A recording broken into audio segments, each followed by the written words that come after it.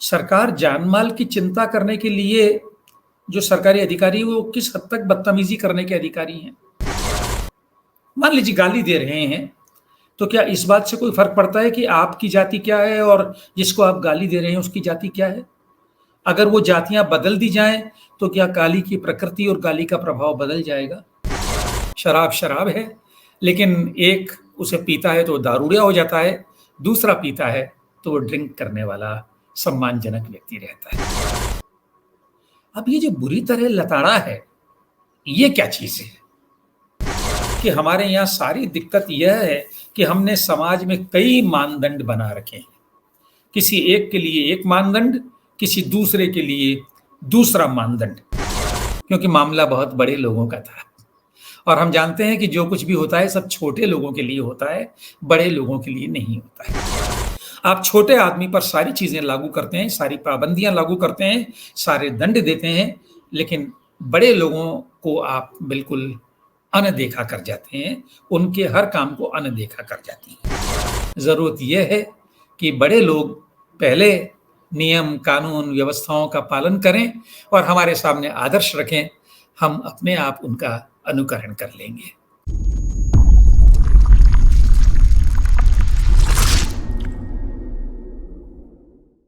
पिछले दिनों एक वीडियो आपने भी ज़रूर देखा होगा।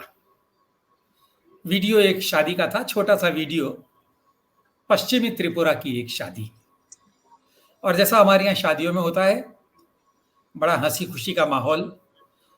दूल्हा है उस वीडियो में, दुल्हन है उस वीडियो में, बीवी हैं और मेहमान तो हैं ही। बड़ा आनंद का वातावरण है।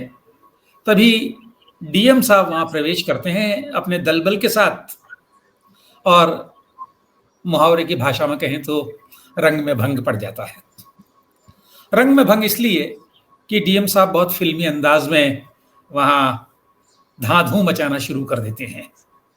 दूल्हे को मारते हैं, पंडित को धकियाते हैं, लोगों को गालियाँ-वालियाँ देते हैं। ये सब इसलिए कि ये लोग शादी के लिए कोरोना की जो गाइडलाइंस हैं, उसका उल्लंघन कर रहे थे। हम सभी जानते हैं देश में कोरोना का बड़ा आतंक है और अलग-अलग राज्य सरकारों ने अलग-अलग गाइडलाइंस जारी कर रखी है। और ये तो सभी जगह है कि सरकारें चाहती है और हम भी चाहते हैं कि अनावश्यक भीड़ इकट्ठी ना हो, सोशल डिस्टेंसिंग हो, मास्क का प्रयोग हो। मैं इस वीडियो की ज़्यादा बात नहीं कर रहा हूँ, क्योंकि आप सबने देखा है। और ये वीडियो पुराना होता उससे पहले एक और वीडियो आ गया। वीडियो पंजाब के फगवाड़ा का है। एक बेचारा सा आदमी मूँगफली वगैरह का ठेला लगाए हुए है और एसएचओ साहब आते हैं और वो भी अपने उसी फ़िल्मी अंदाज़ में, सिंघम और इस तरह की बहुत सारी छवियाँ हमारे मन में हैं, वो उसको गाली-गलौज करते हैं, ठेले को उलटने का प्रयास करते हैं वगैरह-वगैरह। अब आप देखें, कोरोना के लिए हम सब लोग डरे हुए हैं। हम सब बचना चाहते हैं और ये भी सही बात है कि हम लोग सरकारें जो व्यवस्था करती है, उन व्यवस्थाओं का उल्लंघन करते रहते हैं। अब बेचारी सरकारें क्या करें? उनको तो व्यवस्था कायम करनी है ना, उनको हमारी जान-माल की चिंता है। लेकिन सवाल ये उठता है कि सरकार जान-माल की चिंता करने के लिए जो सरकारी अधिकारी वो किस हद तक बदतमीजी करने के अधिकारी हैं। उनके पास अपने बहुत सारे अधिकार होते हैं। वो आपका चालान कर सकते हैं, आपको जेल भेज सकते हैं, आपको चेतावनी दे सकते हैं, बहुत कुछ कर सकते हैं। तो फिर वैसे में उनको धक्का-मुक्की करने की, गाली देने की, किसी की सामग्री का नुकसान करने की, इसकी क्या ज़रूरत पड़ती है? अब मैं इसी पर बात करना चाह रहा हूँ, लेकिन इस पर बात करने से पहले मुझे ये भी याद आता है कि ये जो पश्चिमी त्रिपुरा वाला वीडियो था ना, ये जैसे ही वायरल हुआ, हमारे यहाँ एक चर्चा और होने लगी और वो ये चर्चा होने लगी कि जो डीएम साहब थे उनकी जाति तो ये थी और जिनके यहाँ शादी हो रही थी उनकी जाति वो थी। यानी कुछ लोगों ने इस सारे प्रकरण को एक जातिवादी एंगल से देखना शुरू कर दिया। मतलब ये था कि अगर उनकी ये जाति नहीं होती, तो ये सारा हो-हल्ला नहीं होता। मैं सोचता हूं कि अगर आप किसी को मान लीजिए गाली दे रहे हैं, तो क्या इस बात से कोई फर्क पड़ता है कि आपकी जाति क्या है और जिसको आप गाली दे रहे हैं उसकी जाति क्या है? अगर वो जातियां बदल दी जाएं, तो क्या गाली की प्रकृति और गाली का प्रभाव बदल जाएगा? लेकिन हम लोग शायद सब इसी तरह सोचते हैं। कभी हम जाति की तरह सोचते हैं, कभी धर्म की तरह सोचते हैं, कभी सामाजिक हैसियत की तरह सोचते हैं। आप भी देखते होंगे, सामाजिक हैसियत की तो हमारे यहाँ बहुत ही ज्यादा महत्ता है। एक छोटा आदमी जो करता है, छोटे का मतलब जिसकी आर्थिक हैसियत कम है, सामाजिक हैसियत कम है, मैं उसको छोटा नहीं मानता हूं, लेकिन फिलहाल अपनी बात को समझाने के लिए मैं कह रहा हूं, थोड़ी देर के लिए क्षमा मांगते हुए, कि एक छोटा आदमी जो करता है उसके प्रति हमारा नजरिया और होता है, और एक बड़ा आदमी जो करता है उसके प्रति हमारा नजरिया और होता है। वो जो मजाक में कहा जाता है ना कि आपके घर की जो डोमेस्टिक सर्वेंट है, उसका पति जब शराब पीता है तो हम उसके लिए कहते हैं कि वो दारूडिया है, वो नशेबाज है। और जब आप या आपके वर्ग का कोई व्यक्ति वही काम करता है तो आप कहते हैं ये तो ड्रिंकिंग करते हैं, सोशल ड्रिंकिंग करते हैं, ये कल्चर्ड हैं, आदि आदि। शराब शराब है, लेकिन एक उसे पीता है तो दारूडिया हो जाता है, दूसरा पीता है तो वो ड्रिंक करने वाला सम्मानजनक व्यक्ति रहता है। तो असल में भारतीय समाज में ये जो छोटे और बड़े की, जाति और धर्म की इतनी सारी परतें हैं कि आप किसी एक तरह का निर्णय करते वक्त बड़ी परेशानी में पड़ जाते हैं। और यहीं मैं ये पाता हूं कि जब कोई छोटा आदमी, मैं बार बार ये छोटा शब्द का प्रयोग करने के लिए मजबूर हो रहा हूं क्योंकि समय की सीमाएं में बहुत विस्तार में नहीं जा सकता, लेकिन एक अकिंचन व्यक्ति जब कुछ करता है तो उसके प्रति हमारा नजरिया और होता है, और जब एक किसी बड़े पद वाला व्यक्ति कुछ करता है तो हमारा नजरिया कुछ और होता है। मैंने बात कोरोना के आतंक से शुरू की थी, और जब मैं ये बात कर रहा हूं तो मेरे मन में ये बात बराबर आ रही है कि आप देखेंगे कि सड़क पर चलता हुआ एक साधारण आदमी अगर मास्क नहीं लगाता है तो उसके प्रति कानून के रखवालों की प्रतिक्रिया क्या होती है। थोड़ी देर के लिए आप उसको याद कीजिए, और फिर आप इसको भी याद कीजिए कि हमारे जो बड़े बड़े शक्तिशाली लोग टेलीविजन के पर्दों पर आए दिन नजर आते हैं, वे बिना मास्क लगाए हुए होते हैं। क्या आप उनके बारे में भी किसी कार्रवाई का समाचार कभी देखते, पढ़ते, सुनते हैं?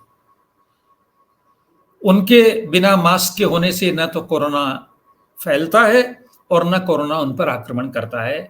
लेकिन अगर आप एक सामान्य नागरिक हैं और आप अपनी कार में अकेले कहीं जा रहे हैं, शीशा चढ़ाकर जा रहे हैं, तब भी मास्क न लगाए होने के कारण आपका चालान हो सकता नहीं, हो ही जाता है। तो ये जो हमारे यहाँ दोहरा व्यवहार है, ये दोहरा व्यवहार बहुत सारी दिक्कतों को पैदा करता है। अब आप देखिए ना, इस दोहरे व्यवहार की एक और वानगी मैं आपको दूं। पिछले साल जब कोरोना का आतंक शुरू हुआ था तो तबलीगी जमात एक शब्द हम लोगों ने बहुत सुना था। मुस्लिम धर्मावलंबियों का कोई धार्मिक आयोजन हुआ था और उसमें कोई 1000-2000 लोग इकट्ठा हुए थे, और पूरे देश में हमारे सारे संचार माध्यमों ने ये माहौल बना दिया था और सारे चैनलों पर कई दिनों तक रोज ये बहसें होती रहती थी कि इस तबलीगी जमात को ही कोरोना के लिए उत्तरदायी माना जाना चाहिए। इन लोगों ने कोरोना फैलाया। मैं मानता हूं और बिल्कुल जोर देकर कहता हूं कि उतने सारे लोगों का उस तरह इकट्ठा होना गलत था। मैं बिल्कुल उनके बचाव में नहीं हूं। लेकिन जरा आप ये तो सोचिए कि अभी पिछले ही महीने हमारे यहां कुंभ होकर संपन्न हुआ है। कुंभ में शायद तबलीगी जमात में जितने लोग इकट्ठे हुए थे उससे तो ज्यादा ही लोग इकट्ठे हुए होंगे, कई गुना ज्यादा। अगर वहां हजारों थे तो यहां लाखों लोग इकट्ठे हुए। लेकिन अब तो हमें नहीं लगा कि कुंभ के कारण कोई कोरोना फैला, और सरकार जो बहुत सजग है उसे भी उस कुंभ के स्नान को, कुंभ में इकट्ठी होने वाली भीड़ को रोकने की कोई जरूरत नहीं लगी। क्योंकि वो भी मानती थी कि उसके कारण तो कोई भय है ही नहीं। मैं उस बात को नहीं कर रहा हूं कि हमारे बहुत सारे नेताओं ने और बहुत सारे धर्म गुरुओं ने क्या कहा। उन्होंने ये कहा कि गंगा जी का जल तो बड़ा पवित्र होता है, जो कि होता ही है, लेकिन उससे कोरोना फैल ही नहीं सकता। इस तरह की जो बातें उन लोगों ने कही थी, मैं तो उसकी चर्चा नहीं कर रहा हूं।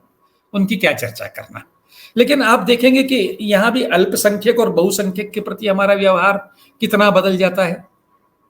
और जब मैं ये जो त्रिपुरा वाले डीएम साहब की बात कर रहा था, तो मुझे ये भी याद आ रहा था कि आए दिन हमारे अखबारों में इस तरह की खबरें छपती रहती है कि कहीं एमएलए साहब ने मीटिंग ली, कहीं मंत्री जी ने मीटिंग ली, और मीटिंग में उन्होंने अमुक अधिकारी को बुरी तरह लताड़ा। अब ये जो बुरी तरह लताड़ा है, ये क्या चीज है? मुझे याद है एक बड़े अफसर ने पिछले साल राजस्थान में अपने अधिकारियों की एक बैठक ली थी, और उस बैठक में उनका व्यवहार एक वरिष्ठ आईएएस अधिकारी के प्रति कुछ ऐसा रहा कि वो वहीं गश खाकर गिर पड़े। तब ये जो लताड़ना और इस तरह का व्यवहार करना कि कोई गश खाकर गिर पड़े, क्या ये उनके अधिकारों की सीमा में आता है? और कि ये क्या ये उनसे अपेक्षित है? क्या उनको ऐसा करना चाहिए? इन सारी बातों पर जब मैं विचार करता हूं और आज के सबसे बड़े संकट की तरफ मैं आता हूं, कोरोना की तरफ, तो मुझे लगता है कि हमारे यहाँ सारी दिक्कत यह है कि हमने समाज में कई मानदंड बना रखे हैं। किसी एक के लिए एक मानदंड, किसी दूसरे के लिए दूसरा मानदंड। आपको याद होगा, अभी पिछले महीने पश्चिमी बंगाल में चुनाव हुए हैं, और उस चुनाव में देश के बहुत बड़े बड़े नेता जाकर खूब बड़ी भीड़ इकट्ठी करके संबोधित करते रहे हैं। आपने उन भीड़ की तस्वीर भी देखी होगी, बहुत सारी तस्वीरें देखी होगी, उन माननीय नेतागण की तस्वीरें भी देखी होगी। कोरोना का आतंक तब भी कम नहीं था, लगभग वैसा ही था जैसा आजकल है। लेकिन तब उन नेताओं को ये नहीं सूझा कि हम लोग यहाँ आकर इतनी भीड़ क्यों इकट्ठी कर रहे हैं। क्या वे नेता जब भाषण दिया करते थे तो उनके चेहरों पर आपने मास्क देखे? क्या उस भीड़ के चेहरों पर आपने मास्क देखे? हमारे यहाँ बहुत सारी ताकतें हैं, बहुत सारी संस्थाएं हैं जो गलत को रोकती हैं। जब मैं चुनाव की बात कर रहा हूं तो चुनाव आयोग भी एक है जो ये देखता है कि कोई अनियमितता ना हो। और पिछले दिनों चुनाव आयोग का वो बयान भी आपने देखा होगा जिसने कहा कि क्या हम 2-3 लाख लोगों की भीड़ पर गोली चलवा देते। बेशक ये चुनाव आयोग की संवेदनशीलता है कि उसने 2-3 लाख लोगों पर गोली नहीं चलाई, लेकिन क्या चुनाव आयोग एक नोटिस भी नहीं भेज सकता था? क्या चुनाव आयोग चेतावनी भी नहीं दे सकता था? और क्या उसने चेतावनी दी? क्या उसने कोई नोटिस दिया? नहीं दिया, क्योंकि मामला बहुत बड़े लोगों का था। और हम जानते हैं कि जो कुछ भी होता है सब छोटे लोगों के लिए होता है, बड़े लोगों के लिए नहीं होता है। तो ये जो हमारा समाज बहुत सारे हिस्सों में, बहुत सारे वर्गों में, बहुत सारे खांचों में बांट दिया गया है, मुझे लगता है समस्या की असली जड़ यही है। आप छोटे आदमी पर सारी चीजें लागू करते हैं, सारी पाबंदियां लागू करते हैं, सारे दंड देते हैं, लेकिन बड़े लोगों को आप बिल्कुल अनदेखा कर जाते हैं, उनके हर काम को अनदेखा कर जाते हैं। आप कहेंगे कि छोटे और बड़े की बात मैं क्यों कर रहा हूं? मैं बहुत सोच समझ कर ये बात कर रहा हूं। मैं इसलिए ये बात कर रहा हूं कि असल में हर छोटे आदमी के मन में कहीं न कहीं बड़ा होने की ललक होती है। अब वो वैसे तो बेचारा बड़ा हो नहीं सकता, लेकिन उसे लगता है कि अगर बड़े लोग मास्क लगाए बिना घूम सकते हैं, तो क्यों ना मैं भी थोड़ी देर के लिए मास्क न लगाऊं। मैं इनसे कौन कम हूं? इस तरह से जैसे वो बड़ों की सत्ता को चुनौती देता है, या जैसे वो किसी एक पट्टे पर खड़ा होकर अपनी ऊंचाई बढ़ाकर उस बड़े के बराबर आने का प्रयास करता है। इस बात को समझा जाना चाहिए। आपको याद होगा कि दुनिया के बहुत सारे देशों से हम लोगों ने बहुत सारे इस तरह के समाचार पढ़े सुने हैं कि वहां किस तरह की कार्रवाई होती है। आपने जरूर पढ़ा होगा कि थाईलैंड के प्रधानमंत्री पर 600 बाथ, जो एक थाई करेंसी है, उसका जुर्माना इसलिए लगाया गया कि वे एक मीटिंग को बिना मास्क लगाए संबोधित कर रहे थे। इसी तरह और भी जगहों से खबरें आती हैं। क्या आपने हमारे यहाँ कभी किसी मंत्री, मैं मुख्यमंत्री और प्रधानमंत्री की तो बात करने की ज़रूरत भी कैसे कर रहा हूँ, लेकिन किसी सामान्य मंत्री पर, किसी अफ़सर पर, किसी कलेक्टर पर, किसी एमएलए पर कोई जुर्माना लगाने की खबर आपने पढ़ी हो, तो मुझे भी बता दीजिएगा। मेरा कहना यही है कि जब तक समाज में ये जो भेदभाव वाला सोच विद्यमान है, मुझे लगता है कि हमारे सारे प्रयत्न निरर्थक होते रहेंगे। ज़रूरत यह है कि बड़े लोग पहले नियम, कानून, व्यवस्थाओं का पालन करें और हमारे सामने आदर्श रखें, हम अपने आप उनका अनुकरण कर लेंगे। आज के लिए इतना ही। नमस्कार।